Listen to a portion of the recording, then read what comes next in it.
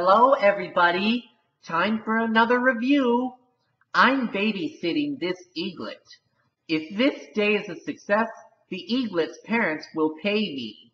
Speaking of which, this movie is about babies and it's called The Boss Baby.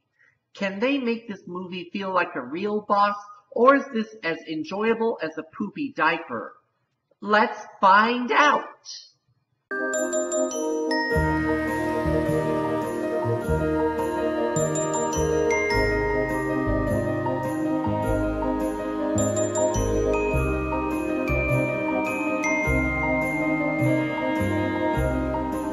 The story. Hang on to your diapers, you babies. We're going into the story. A new baby's arrival impacts a family told from the point of view of a delightfully unreliable narrator, a wildly imaginative 7-year-old named Tim. The most unusual boss baby arrives at Tim's home in a taxi wearing a suit and carrying a briefcase. The instant sibling rivalry must soon be put aside when Tim discovers that Boss Baby is actually a spy on a secret mission and only he can help thwart a dastardly plot that involves an epic battle between puppies and babies. Do you want my opinion on this movie? Well, I hated it when Tim took an instant dislike to Boss Baby and tried to get rid of him by force, but then the brothers started getting along. Then they return to hating each other when they blame each other for failing to stop their parents from leaving on the PuppyCo plane to Las Vegas. The characters. I'm skipping the animation because there isn't much to talk about the animation. Wildly imaginative 7-year-old Tim Templeton claims to have a perfect life and family with his parents and being an only child. When Boss Baby arrives, Tim becomes bitterly jealous towards him for cutting in on his parental love, time, and attention. The two brothers must put the rivalry aside and work together in order to save Boss Baby's business from going bankrupt. Boss Baby is a most unusual baby. He wears a suit, carries a briefcase, and is on a secret mission to discover why babies are losing their market share of love. In order to accomplish his mission, he will have to join forces with his big brother, Tim. Then there's Francis E. Francis, who was once the CEO of BabyCorp, known as Super Colossal Big Fat Boss Baby, who is loved and respected by his co-workers. However, he soon learned that the secret formula that enabled babies to think and talk like adults did not work on him as he was lactose intolerant. Because of this, he was replaced by Big Boss Baby Lady and sent to Earth, where he was later adopted by the Francis family. Francis was absolutely furious at how BabyCorp betrayed him and swore revenge. Growing up to become a middle-aged businessman, Francis founded PuppyCorp to act as a rival to BabyCorp, becoming more popular to the public. He even gave Eugene a job to serve as his right-hand man in his villainous plans. The Boss Baby, voiced by Alec Baldwin, speaks of writing the best memo of his career. Baldwin's character, Jack Ryan, in The Hunt for Red October from 1990, comments about writing a memo the next time he gets a bright idea. Since I'm the boss of this show, I will lay out reviews and comments.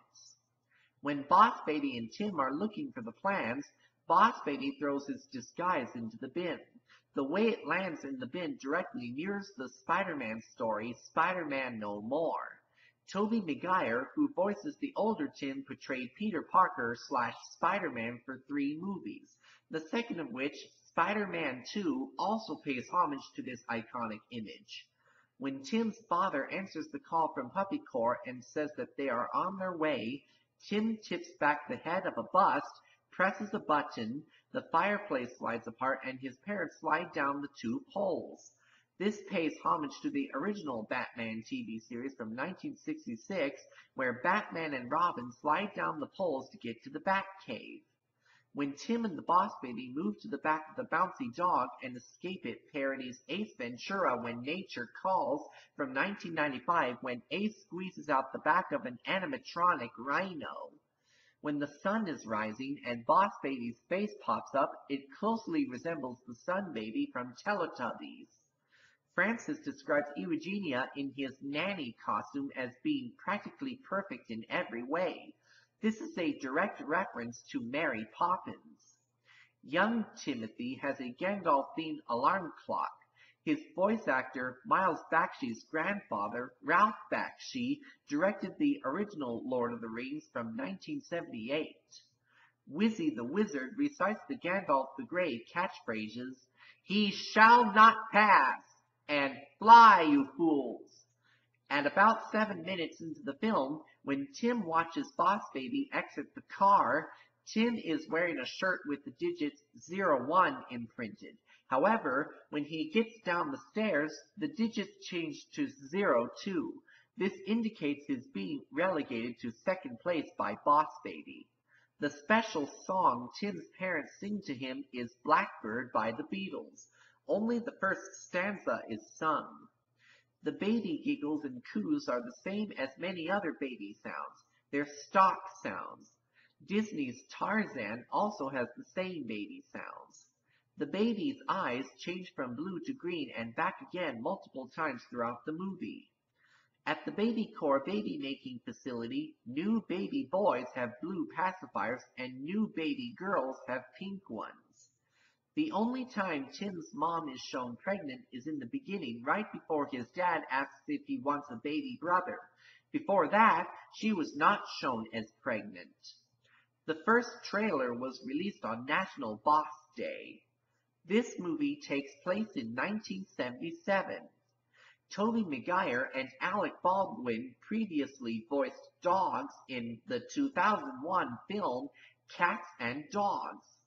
This isn't the only film that Tobey Maguire is the narrator/adult version of the character. He did the same previously for the film Labor Day, where he played the narrator/adult son of Kate Winslet.